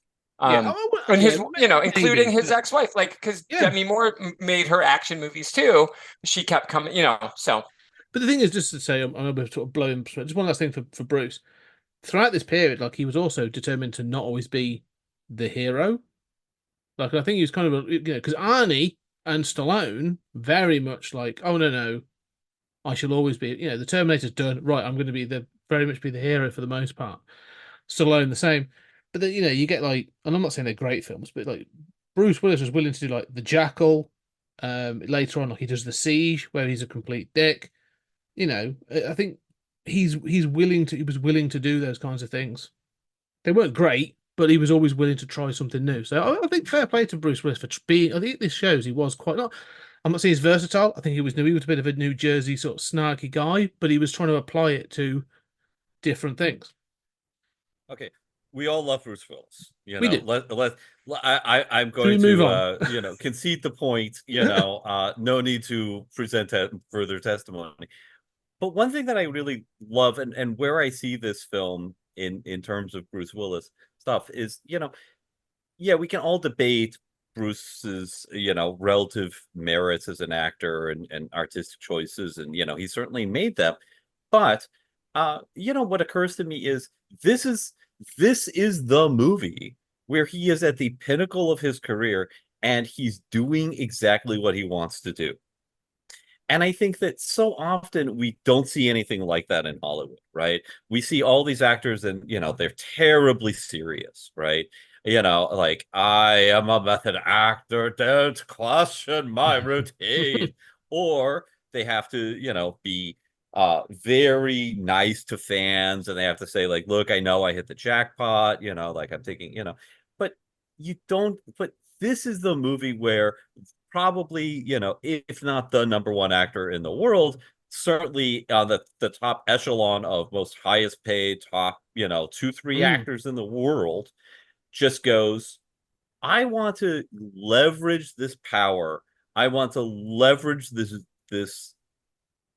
power, this money, this influence to make a wackadoo movie that is exactly what I want to make with my buddies, and we're going to put in everything that we enjoy, and it's going to be a big hit because everything I touch is a big hit, right? But it's he is able to make this freakishly weird movie because he's having fun, and you see the fun on screen. Everybody's having fun in this movie. Everybody knows this is like this had to have been like the Bruce Willis party set, right? It's like, there's certain actors who is like, everybody loves being on a Michael Bay set, well, except for Megan Fox and certain, people. But I mean, like Anthony Hopkins is like, fuck yeah, sign me up. Like, it's gonna be a party. It's Michael Bay, Ain't no party like a Michael Bay party because a Michael Bay party don't stop, And this is Bruce Willis just going like, hey guys, let's get together. Let's make this wackadoo crazy thing. I don't even know how to classify it. It's not our job to sell it. We got people for that, And so anyway, I mean, I love the idea of him just having fun. This guy, who's at the peak of Hollywood, just letting loose. And we rarely have ever seen that, in cinema history, let alone, in our lifetimes. No, I agree with that. And that's it's a funny thing of, like, say, using that creative power to be creative and not be restrained. And I can imagine not to be right. safe. Yeah, it's easy to be safe. It's easy to do the safe thing. It's easy to do. And again, I'm not shitting on people who are like, I'm just going to do the safe thing. I'm going to make Taken 3. I'm going to do whatever. You do. But I do think, I agree. I think there's something, and again, there's just this edge to this movie that is making fun of itself. It's making fun of everything else. It's going to do Singing on a Fucking Star, and it's going to just own it. And they were both really good singers. I mean, Dan Aiello is a better singer than Bruce Willis, but they are all in. And everybody is just doing the thing that they're being asked to do, and this could have ruined a lot of careers, but they all were good enough. That's the thing. Everybody in this movie was good enough at what they do. I mean, I don't think Andie MacDowell's just fine. She's the weakest link in the film. As an actor, she's just she's fine. But like, again, because she's just fine, because she's pleasant to work with, she's one of those people that everybody like, oh, I got to make that movie with Andie MacDowell. She's delightful. Well, you're going to get to keep working even if you're in Hudson Hawk. And I think, like, you know what I mean? Like, so it's okay. Like this, but because the they kiss knew, of death, even if you were in Hudson Hawk, it's like, true the though. eyes bulge. I'm looking at your resume here. We're considering hiring you for this. You're a really brilliant actor. On the other hand, we're in Hudson Hawk. But you say about people having a great time and being talked into things, right? You are right, and I think I completely agree with that. I can imagine, like, between takes, like, Bruce Willis breaks out the harmonica and just jams with people, like, impromptu, like, it's in his pocket the entire time. But one of the things, like you say, everyone's talented in this. Like, Richard E. Grant, Sandra Bernhardt, like, they're at the top. They're really bringing power performances that are just funny and scary, but like you say, just light up the screen. The banter between Bruce Willis and Danny Aiello is working really well. I think, to be fair to Andie MacDowell, she's an actress. She's a sort of a rom-com comedic actress, kind of that sort of level. I love her in Groundhog Day and a couple of things I think she's in later on. But the fact they were like, so they were probably like, Andy, what can you do? She's like, I can do dolphin impressions. Fuck it, it's in the film. Oh my God, that's such a great point, because that goes on way too long. That is the one part of the movie that I was like, okay. But again, that's also part of the movie. It's like, can we annoy you? It annoys Sandra Bernhardt's character, who, when we see her on the table singing "Snaps, We've Got the Power," oh, so loud. I mean, she is. That's her singing, and again, to juxtapose them singing well and singing like a Bing Crosby, like a road movie. And this is obviously a love letter to the road movies, to the Bob Hope, Bing Crosby road movies too. But yeah, so that whole scene, it annoys you as the viewer, but it breaks Minerva. What's the thing that can break Minerva? Is that it's so good. Yeah. But clearly they were like, what can you do? Andy, what can you do? I can make a dolphin noise. Brilliant. That's it. That's the one. Come on, you bitch. Yeah. I actually feel like that was improv. Like she was so like Bernhardt was like, this is the moment where she snaps, and then that was like perfect. It's so good. Yeah. One of the things I want to touch on is I do want to talk about, because I did read it, and I want to make at least some reference to the book that we've read. Because one of the things that I find interesting about the film is I need to interject here again. What is the cover of that of the Hudson Hawk novelization? It is just a straight-on shot of Bruce Willis looking cool in sunglasses. Like there's nothing, like nobody ever tried to sell this movie based on anything except Bruce Willis in a trench coat, Bruce Willis in sunglasses. That is it. Did we mention Bruce Willis is in it? Also, Bruce Willis. It's Bruce Willis, the novel. The name Bruce Willis is across the top of the book. Bigger, as though he wrote it. Bigger than the guy who wrote it. Yeah. A novel by he Jeffrey no Marsh. role. It's a novelization. It's like the novel is actually called Bruce Willis Hudson Hawk. Yeah, that's right. So yeah, I thought so. I don't even think that's on set. That's just a holiday photo he took when he was in Italy. Like that's just looking cool. Yeah, looking cool. It looks like a publicity still. Like yeah. It is. It's totally is. He was just ordering a drink. He was yelling. The way that his mouth looked like he was yelling at one of his kids. Yeah, he's like Tallulah, and they took the picture, and then that's it. Yeah. One of the things in the film you say about there's a series of edits that are cutaways. That are sort of like, there's the one where he comes off, he hits the awning and he bounces off, and all of a sudden he falls into the chair at the apartment with the Mario brothers. And then there's the one where he sort of like falls off, hits the thing, and ends up falling into the chair at the restaurant with Anna. The book clearly has a problem with this, because it's like, we can't do funny cutaways in prose. So the way they deal with it is that he falls into the chair, but he'd forgotten that he'd hit in the pavement, fallen in a cab, and it has like about a short paragraph to explain how he got to the Marios, but they want to keep it punchy. But it's so funny that it's sort of like half the comedy, because it's a visual slapstick farce. So much of the comedy doesn't translate, obviously. And no offense to Jeffrey Marsh, he's not the snappiest of writers. So it falls to the dialogue. So some of the funnier scenes, it is the dialogue that's carrying it. But the other thing this thing does, in the film, Bruce Willis posts himself to the Vatican. That's how he gets into the Vatican to steal one of the items. The book doesn't do that. It acknowledges that it's stupid, and he gets in a different way. So there's like, that's about the only thing. And then there's a lady, we said, but like, apart from that, there's no differences. But it is really funny to read the book and be like, I love this film. I find it funny and visually impressive. Somehow the book has made this boring and kind of turgid. Like it's really true. And I know, and Scott, I know you're like the king of, you read the Alien 3 novelization. I mean, nobody loves novelizations more than Scott Weatherly. It was a slog, and it's tough too, because again, I love this film. And again, I didn't know it existed. I'm here for it. Again, I want prequel comics. I want sequel comics. I want everything. You give it to me. I want the Hudson Hawk soundtrack. I want whatever. You give it to me. I need it all. This was, as Julian said, this is who didn't read it, who was smarter than us. But Julian, it was just Bruce. It was, maybe we can sell this, because this was, again, that was the thing. Like I bought the Batman, the Tim Burton's Batman novelization. I don't remember who wrote it, but I actually thought that whoever did the novelization of that did a really nice job adding things. I have read a lot of novelizations. I think that's actually maybe Sam Hamm did the novelization himself. He did not. No, Scott knows. No, I will never question the novelization. Okay, yeah, I don't think so. But it was interesting. It added layers because Batman is such an insular character in the way that they had Jack play. He's having all that internal dialogue. They really got into that. Right. There's no internal dialogue. The deep thoughts that the three of us have had about this film are because they're asking us to do it. The writer and director and are asking us to think these things. They're trying to subvert us and push our buttons. The book is just like, maybe you should go. The book should have just been 300 pages of you should watch the movie. Why are you reading this book? Why are you reading Page this? 2. Are you okay? Yeah. Do we need to do a welfare check on you? What is wrong with you? And the final answer is because Scott asked. Yeah. That's why I did it. It will Because stay you on my are shelf. a lovely It man. will. Yeah. It will stay on my shelf.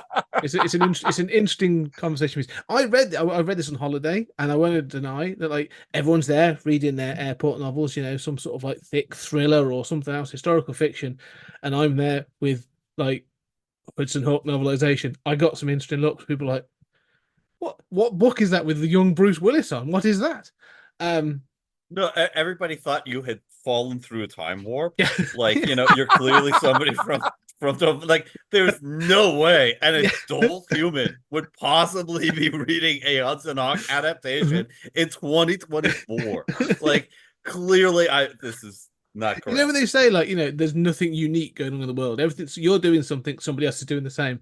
There was a moment where I was sat on a sunbed in Tenerife reading the Hudson Hawk novelization. I can guarantee you, I was the only person in the world reading that book. It's true. It's true. Somebody at that resort is like, look out at the ocean. There's a tsunami coming. And somebody else is like, check out the talking monkey exhibit. And they're like, that's nothing. Look at this guy here reading a Hudson Hawk novelization. Yeah. And in the way that, because the way Julie describes it, so true with Bruce Willis's name at the top, because we know, so, like Ethan Hawke writes novels, like Jewel has books of poetry out. So you'd think like, oh, it's a book Bruce Willis wrote because it says Bruce Willis across the top. So it does make it look like, oh, he found some old novel. Bruce Willis he was a singer. He was an actor. He was clearly a Renaissance man. That is what it looks like too. Yeah. Two things then, as we sort of bring this into a close. We go through a period where when a decade is in fashion, films get revisited and reassessed. In the last sort of 10, 15 years, we've had films like Halloween 3, Buckaroo Banzai, Killer Clowns from Outer Space. Like, there's a series of films that were in the sort of the 80s that got revisited and reassessed, and we're like, actually, they're kind of good. Or they do have merit in some way, if they're not like classics. They become cult classics. We are entering into the 90s regurgitation of films and pop culture, 90s pop culture. I do wonder, it's very early 90s, but I do wonder if it's time. And do you think if this could be refound and people be like, oh, actually, it re-enters the I don't know, the pop. If hopefully he has many years. I know he's very ill, but if like Bruce Willis was to pass and they were like, here are the underrated films of Bruce Willis's career, do you think this appears on that list? I do. I think so. I think two things will make it happen. Number one, I mean, that's unfortunate. I don't want that to happen, but I do think that's what will happen. But the other thing is in America, and Julian and I have talked about this before, the idea of giving shit away for free. As Gen Xers, the reason that the new Trek verse took off is because it was free. The reason that Xena and Hercules and Jack of All Trades, which was, the genius, the best of those three shows, because Bruce Campbell, the king. But all of those things made money and did well because they were free. They were on free antenna TV. The replacement of free antenna TV in America now is called the FAST, free ad-supported television. So like Pluto, Tubi, whatever. That's where this goes.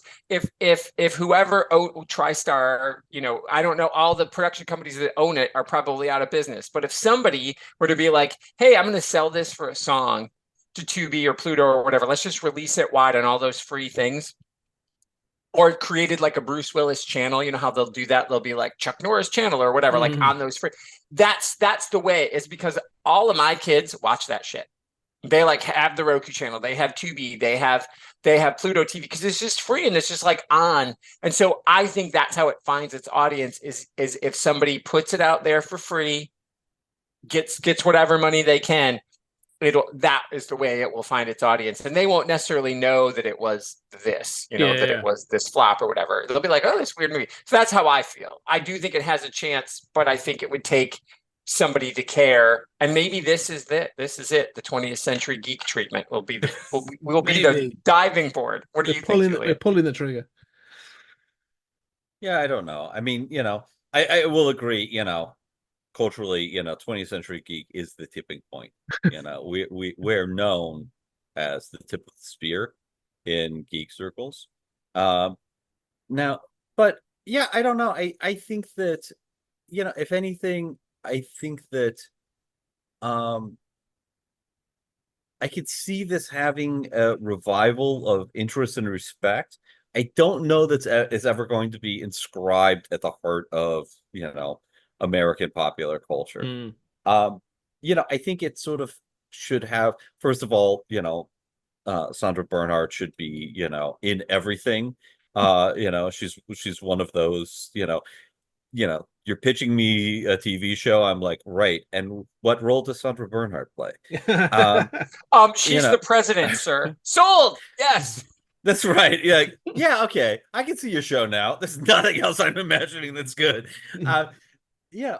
So, I mean, I can see the sort of like gay camp sort of played up angle giving this a second life. But this is not something that really you can imagine being remade. This is not, this is lightning in a bottle. You cannot do this with another cast. You almost like would have to honor it by doing another crazy movie where you just make a list of crazy fun shit you want to throw together and do that.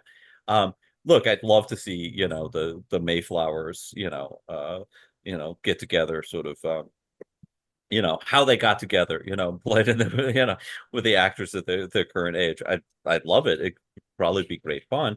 But yeah, I don't know that this is ever going to have that same kind of comeback, except in terms of reputation. Yeah. And it certainly deserves that. I mean, this has, I was looking in, this has 3 points on Jupiter Ascending, and its Rotten Tomatoes rating. It's 31 to 28. So, but I mean, the shit I love. I'm sorry, you guys. That's twice. I mean, you guys liked this one though. You didn't. Yeah. No, I mean, no, legit. This is Oh, by the way, the Batman novelization, Craig Shaw Gardner. Okay. And when you think of like novelizing Hudson Hawk, I think it's sort of like one thing I always think of is and I'm a big fan of Shoot 'em Up. And I think this movie is sort of like prefigures that in terms of being consciously over the top and not taking itself too seriously as an action movie. But you can imagine, how would you write a novelization to Shoot 'em Up? Like, this is not a good idea. It's a pop-up book. Be a better idea. And also that's brilliant. I would care for that. Yeah. Butterfinger could read it. Yeah. It's funny though. You know what's funny is you mentioned Shoot 'em Up, which I loved, and that bombed, right? But then they made Free Fire, and they made it as an indie, which is clearly they were like, what if we remade Shoot 'em Up? And we just put everybody in a parking garage in really bad wigs. And put them in tight polyester. And that movie also bombed. People weren't so maybe there's the trick is keeping it small, right? Yes. Like Free Fire really had a small budget though. All those people wanted to just be in that movie. There was like no budget for that movie. They literally shot it in a parking garage. But I think and maybe that's it. It just needs like the indie treatment. And again, 65 million today is considered an indie budget, where in 1991 it was ridiculous. So if you give them the exact same budget and you're like, go, maybe but I'm with you. Like what I think would also be brilliant is like Hudson Hawk 2. Like, but with just a totally different cast, different everything, but just pretend it's a continuation of the legacy sequel. The legacy sequel. Yeah, it's Hudson Hawk and Anna's Junior. Hudson Hawk Junior. Hudson Hawk the third. Yeah, I was going to say that because I think you're right. I think this. I don't think this will get the full respect. I think it'll fit in that like as a cult darling. It'll fit in that sort of like cult category where they're like, oh no, this is a cool film, and people will sort of get a special edition with loads of bonus features and that kind of thing. I mean, I've got a pretty good edition here, but that thing of a sequel, and this is one of those things. This looked like so much fun on set, and this is clearly like there's huge parts of this that are ad libbed. There's like, as you say, like the back of a napkin list somewhere that's got like we want to do these things on it. Cool. you could never, because I was thinking like, I'm obviously, I'm a big fan of like the pulps and this idea of like, doing these characters and going on different adventures and all stuff. I don't think you could ever replicate this, like a sequel of this, because if you have to up it, like there's a point at which this loses that thing and almost ends up becoming a parody of the satire and the parody of itself, and it starts eating its own tail, where like instantly like, oh, it's not as good as the first one, and it's sort of, it hasn't got the same spark, because you're then thinking, oh, I don't have the Mayflowers, or you could bring them back. To be fair, like they're covered in metal, they just sort of, they are preserved. Can in that you metal. fucking believe it? That's all you Yeah. gotta say, and Yeah. that's the way you live. Yeah.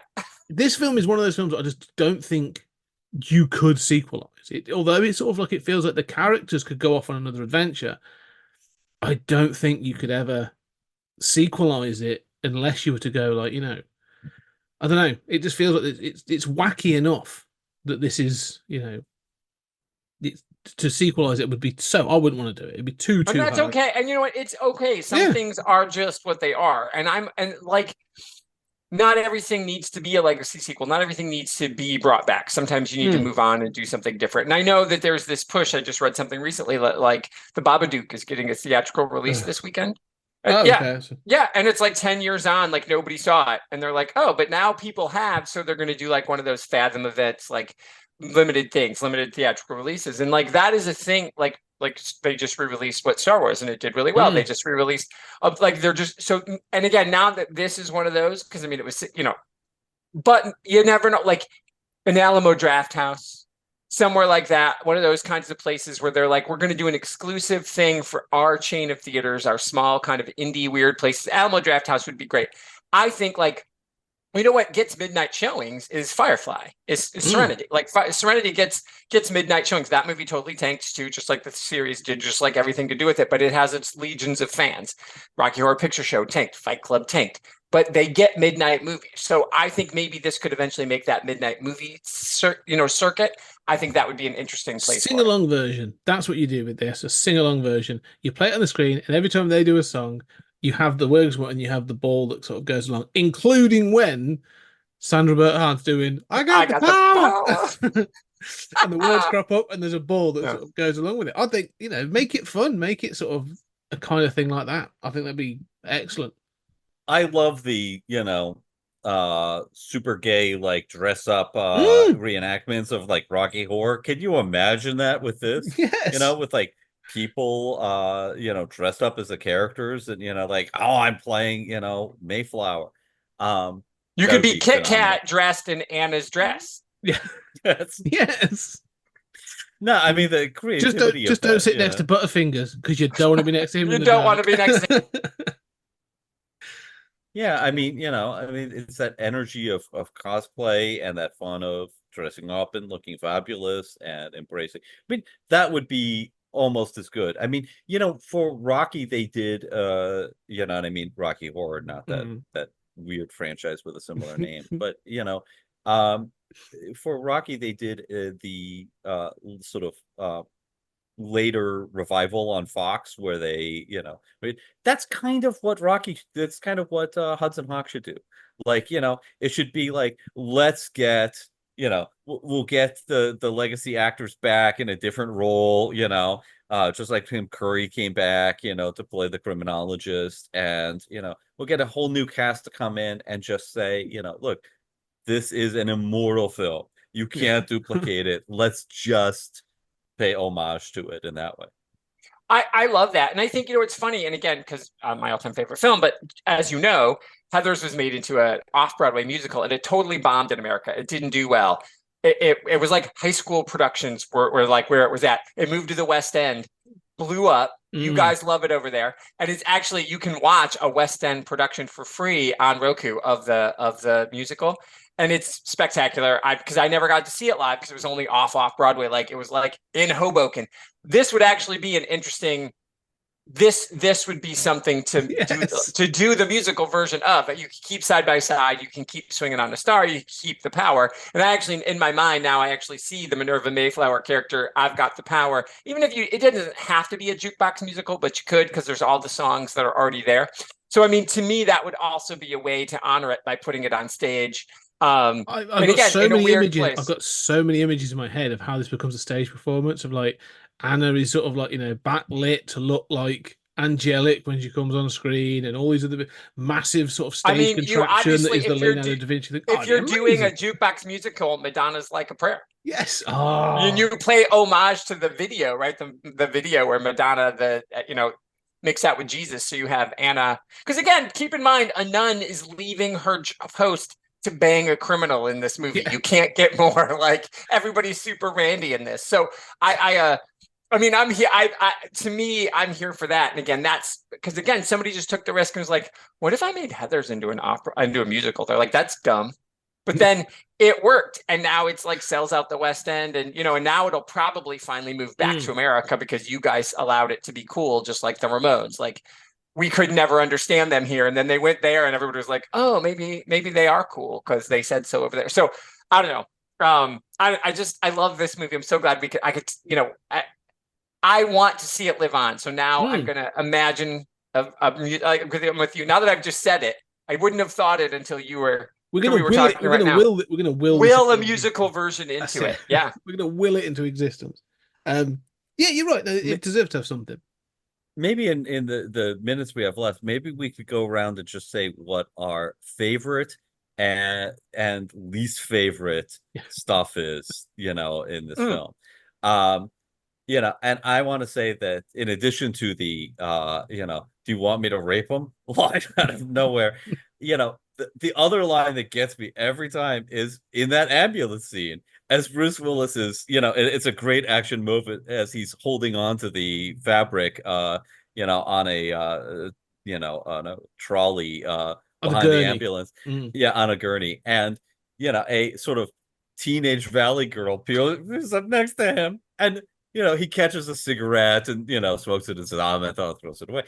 That's sort of the slapstick fun. But the girl comes up and says, "Hey, Mister, are you going to die?" I don't know. Like that always gets me, and I don't know if it's like my inability to deal with. It seems so with millennials. Like it seems so. I get along with millennials, but like Gen Z, like there's a kind of like. That was really rude, right? Yeah. Is this an autistic thing? Like, what? Who says like, hey, are we about to watch you be murdered here? I think that's an acceptable thing to ask. This is like a generation gap there. That's so hilarious. But I do think the things that bother me in this movie, I think almost everything is perfect. The narrator's crap. The narrator at the beginning and the end needs to go. The beginning scene with Da Vinci doesn't serve, any function, except to set up Da Vinci's lair. You could do that easier. And those springboard, like it is clearly thinks anytime people fall from this. Oh, and I don't like Danny Aiello's survival at the end. I know they want to make him. You need to just let him stay dead, like the original draft. But I firmly believe that I know they put a spotlight on it. So, but. And also sort of that idea you're talking about, the awnings, and sort of like this movie has the idea that anytime people fall from a great height, as long as they land safely enough, anything could happen. So basically, if you land, you basically are in a like Super Mario Brothers warp tube, and you could just appear anywhere else on that bounce, right? So he escapes the Vatican in that chicken coop, and then like suddenly he's right at the date, and some of that you can kind of get away with, but it does seem to be that there are those cuts, and kind of as a writer, I like it where it's like there are a lot of moments in this where even like traveling where sure, just throw him in a crate, open up the box, and he's in Peanuts, and oh shit, I'm in Rome, yeah, sure. There's a lot of just kind of shorthand where kind of as a writer, I appreciate that they didn't bother to go through the motions, like all the stuff that's really hard and to do to make entertaining. They're just like, we have a magic wand. Let's do this as quickly as possible. And it works, So I don't know. I kind of like that stuff, but there are these few missteps. But what's amazing to me is outside of this small list of things, I think everything in this movie is pitch perfect. Like second by second, I wouldn't change a thing. Yeah, for me, the one thing that I don't like the long numbers. I could do without that. I don't the hell of a lot of Wong numbers, and then the music cue, like eesh, that's that. And again, that never. And I get what they're doing. You know, the whole point of that these idiots are sitting around like reading, because then he says do chin because they're just counting because they're bored, and people today don't even know what a phone book is.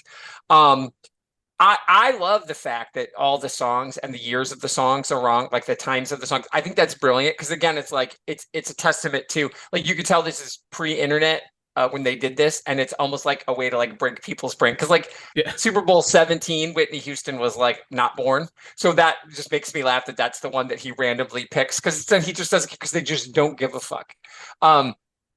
So to me, I don't like the Wong numbers. There's things that I just think I don't like the dolphin. I do think it goes on too long, but I do think in the movie, it is what it is. It does what it does. I mean, it's obviously one of my, and again, this is a team I love. I wish they had made 2 flops in a row. 2 movies I love and admire and adore forever. So I'm with you. I mean, it's pacing is perfect. Everybody knows that even Ig and Ook, who have nothing to say, know what they're doing. It is, and I know that like Bruce Willis said, and when he's making 12 Monkeys, if he had a time machine, he'd go back and stop himself from making Hudson Hawk. And I feel like that's one of those things you say because it bombed, and that's the thing to say. But I hope in my heart he loves this movie like I do. It's kind of like Bradley Cooper hates the A-Team, and that makes me sad because I fucking love that. Film. I love that film, and and again, like this, it knows what it was. It was like, what if we made the A-Team, but with a lot of money, and it's just dumb. And they call out the Rube Goldberginess of the bullshit in that movie. And it's everybody, Charlito Copley, it was great. Everybody looked like they were having a ton of fun in that. So again, but Bradley Cooper shits on that movie. And I was like, but you look like you were having fun. You know, you can tell. So I feel like, sure, you can say, man, maybe we're never going to work again. But I hope they all put this at the top of their CV forever instead of it being a liability that they were in Hudson Hawk. They're like, fucking A. I was Ig in Hudson fucking Hawk. God damn it. So I love it. So yeah, there was a few missteps. I disagree. I don't love the Butterfinger joke. I totally get where you're coming from, Julian. I do think it's super subversive, and I understand the point of it. It's a shorthand way to say these are terrible people who do terrible things, and it's more of an indictment on Kaplan because it was Butterfinger who says it. If Snickers says it or Almond Joy says it, it's different because it's Butterfinger. You're like, oh, okay, but Kaplan's the monster.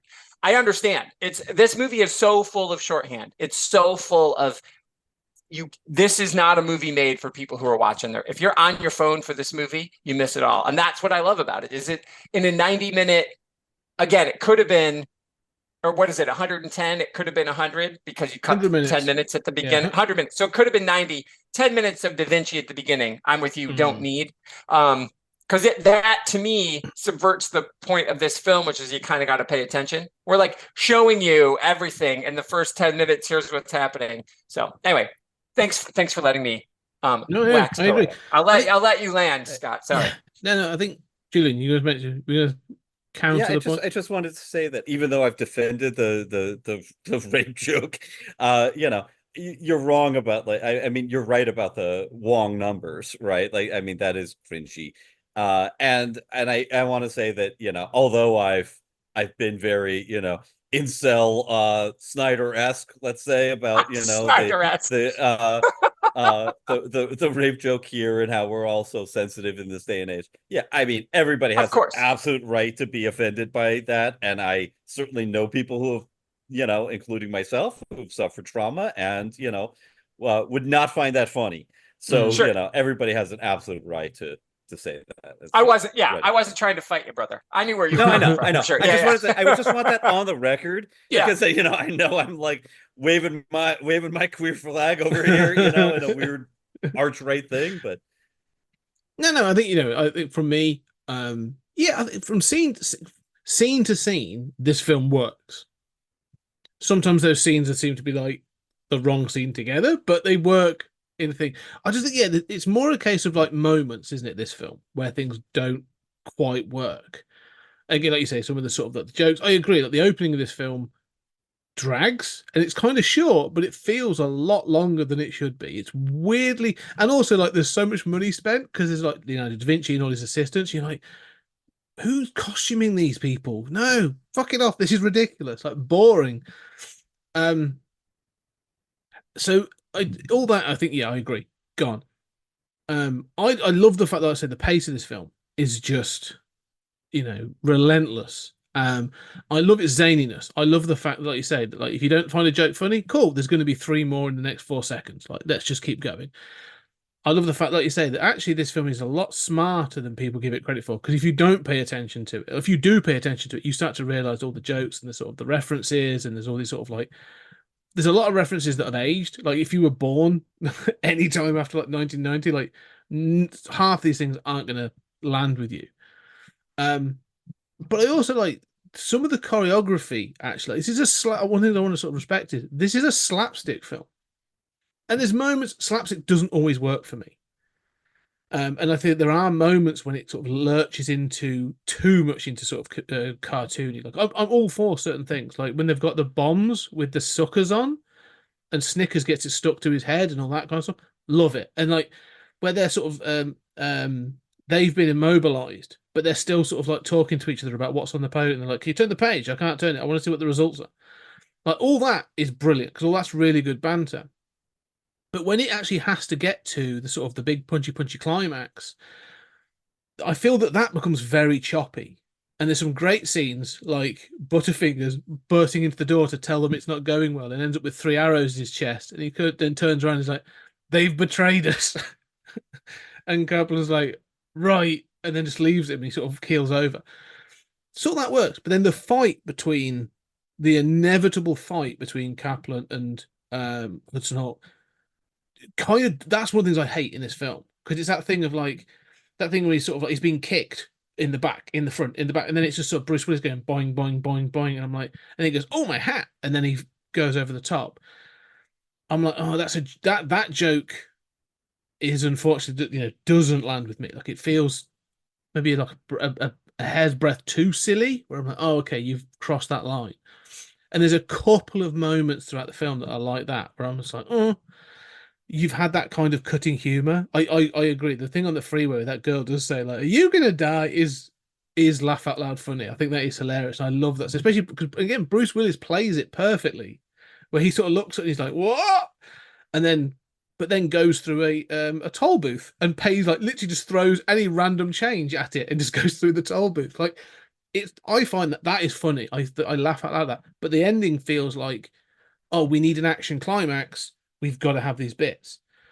But you're also going to, so I'm not like, but then I'm also going to enjoy the fact that like Bunny ball, and he gets blasted out. That it goes after the tennis ball out the window. It's that's funny. Like there's all that kind of stuff. So I don't know. Yeah, there's moments when the silliness takes over, the dolphin humor, some things, and that's where I'm like, oh. But other than that, and it's not much. It's just moments where I think it takes over. Other than that, I agree. I think this film is massively underrated, and yeah, you're right, people were shitting on it because it wasn't a success, but also because people didn't get it. Where they're like, "Oh no, that weird film I did, yeah, I don't want to talk about that." Peter Weller kind of did it with Buckaroo Banzai, where for like, for a while in the 80s, he was like, "Nah, it was a weird piece of shit that I didn't really do." Now he comes back and they sort of have him do conventions and stuff, and he's like, "Yeah, I'm willing to talk about it. It was a great fun. I did this and I got to do that and da da da." So I don't know. I think people do, like, there's a thing, isn't it, in Hollywood? You've got to sort of praise your darlings and and sort of deflect from the ones you didn't do so well. So, but yeah, I agree. I think I've always enjoyed this film. I hope it gets kind of refound and people give it at least that cult respect or cult sort of. I love the idea of people going into a cinema and singing along dressed as the Mayflowers, or as Alfred, or as like different characters. I think that'd be amazing. So I'm all for that. Animal Draft House, do it, or anybody do it, because that'd be amazing. Or a musical version. I'm all up for that as well, by the way. A stage musical of this would be phenomenal. So yes, so there we go. Hudson Hawk, a film 33 years old and rightfully sort of there for rediscovering and reassessing. Okay, we'll leave it there. So we'll sort of leave it there. I'll quickly go around. So as we do wrap this up, thank you very much for both joining me on this little love-in on Hudson Hawk. We'll find another film. Only 3 human beings who could do this. Yeah, I know. It really was great, you guys. I love this movie. I love you guys. This was amazing. This is just this is what art is for me. Art brings people together, and you can love it or hate it or whatever. Like I objectively love things that people hate, and I dislike things that are great, that people say are great. But that's the point of art, is that it's out in the world. We all make art and put it out in the world, and if people hate it, that's okay. We've all got bad reviews on things that we're proud of, and so that's why I just want everybody to be proud of this. So I'm proud of our conversation. I do know that my next pick on VHS Strikes Back is also Hudson Hawk, so there should be some lovely Hawk action out in the universe. Whenever my pick comes, this was my pick for the next. I did Last Action Hero, and now I'm doing Hudson Hawk. So I'm making them go back to back on the two movies that I think they loved. Last Action Hero, so I think they'll like this less. Yeah, I can't see Chris liking this. I think it's going to be a weird amount. Yeah, I love Hudson Hawk, and I love you two brothers unironically. Yeah, 100%. Yes, this is not a movie. I am not loving this ironically. I just straight out love this. I go to a childlike place of just thrill, of the joy of all of the wacky ideas that should probably not be in a movie together, but are so deliciously wonderful when they are. And it's just a joy to be with you guys to talk about it, and B, imagine the action-loving father taking his son in the Leatherman jacket to see Hudson Hawk in 1991, and both of them never recovering. Changed forever. Was I into Minerva Mayflower? I was. How do I feel about that? Was I into Darwin Mayflower? Oh no. Yeah. That's what this movie was. Yeah, it was like the first time, and I know I'm the one who's got the heart out, so I'm gonna have to. But it was like the first time you see Annie Lennox in that suit in the Sweet Dreams video, and you're like, I'm. That's what my brain said. So that's what Sandra Bernhard is in this movie. I'm like, I'm not sure what's happening. Yeah, it's doing things to me. Right. But yeah, no, it is wonderful. It's a great film, and we will find another one. Like, in fact, we've thrown this in. So we've done on Stories Out of Time and Space. We had a less of a love-in, but it was a constructive conversation around Jupiter Ascending. This has been more of a love-in, so we'll just see. There'll be more down the line of the three of us coming into this thing. But as we sort of sign out, I will go. So Tony, what are you doing, and where can people find you? Yes, just if you go to arfarina.com, you can get all the juicy stuff I'm doing. You can sign up for my newsletter. You can find out I've got books coming out. October, I've got 2 books coming out.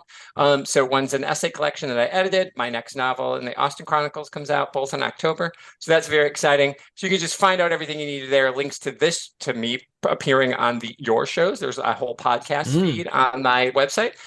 Everything you need to know about me, arfarina.com. That's the way to get hold of me. Excellent, yeah.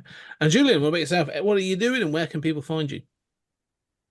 I do a lot of weird things, and not all of it is candy bar related. Yeah, but some. JulianDarius.com. I'm on Stories Out of Time and Space. I write books and make comics, and you should read all those comics. You should subscribe. Listen, he doesn't do a good enough job, but if you go and subscribe to Martian Lit on Patreon, it's $3 a month, people. Yeah. And he gives you everything, whether it's a 30-page book or a 50-page book. He gives it, and when you sign up, people, he gives you the entire back catalog digital download for $3. It is the best. You need to not keep it a secret, my friend. Martian Lit. Yeah, we should promote that more. I think, more sponsorship for that, because there's some great stuff in there. Like, I often talk about, we talk about this all the time. I've read it all, and it's one of those things where I'm sort of like, I learn from just reading those comics, and then I bring that to make myself look smarter when I talk about films and other things. So it's just, it's a loving circle. Well, I love you guys, and thanks for that. And Tony, thanks for your contribution all over the years to the Patreon. Yes, thank you. I appreciate it. It's good. Like you said, it's a big we're just a big circle. Maybe jerk, but we're never been in the same room, so we can't say that. But a circle love of art. That's how I know I'm straight. That's how you know, right? I just keep out of the room. Right, we're all with Zoom only. Yeah. It's on a podcast. That's it. If I haven't got to address those feelings, they don't exist. That's right. That's right. Yeah. Okay, well, for us then, there's obviously the Patreon. So for myself and Julian, go check out Stories Out of Time and Space. We've actually had we run all the different channels for everything from iTunes and Spotify and Amazon. We're now on YouTube, just as an audio, but you get some great videos. We've had the majority of our comments and feedback have come from that. We've just done the Alien franchise, and someone said we changed their mind about it as well, which I thought was kind of cool as a comment.